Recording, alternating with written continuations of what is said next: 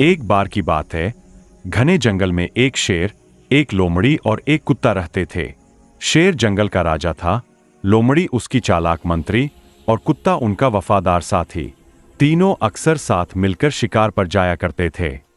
एक दिन वे तीनों शिकार के लिए निकले। बहुत देर घूमने के बाद उन्हें एक हिरन, एक खरगोश और एक मोर मिल गए। तीनों ने मिलकर उन्हें पकड़ लिया। अब बारी आई शिकार को बांटने की।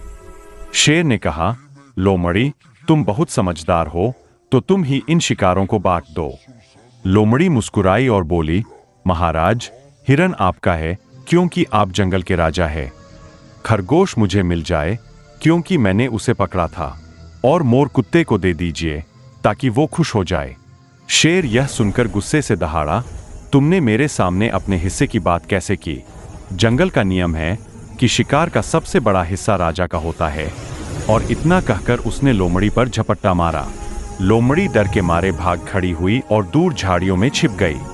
अब शेर ने कुत्ते से कहा, अब तुम बताओ, इन शिकारों को कैसे बांटना चाहिए? कुत्ता डरते हुए बोला, महाराज, ये तीनों शिकार आपके हैं। आप चाहे तो मुझे बस एक हड्डी दे दें। शेर मुस्कुराया और बोला, बहुत बढ़िया, तुमने सच्ची समझदारी दिखाई है। ये सब शिकार तुम्हारे डर से नहीं, बल्कि तुम्हारी बुद्धि से तुम्हारे काम आएगा। तुम मेरे साथ हमेशा रहो। यह देखकर झाड़ियों में छिपी लोमड़ी ने मन ही मन कहा, सीख तो मुझे भी मिल गई। राजा के सामने बराबरी नहीं, समझदारी दिखानी चाहिए।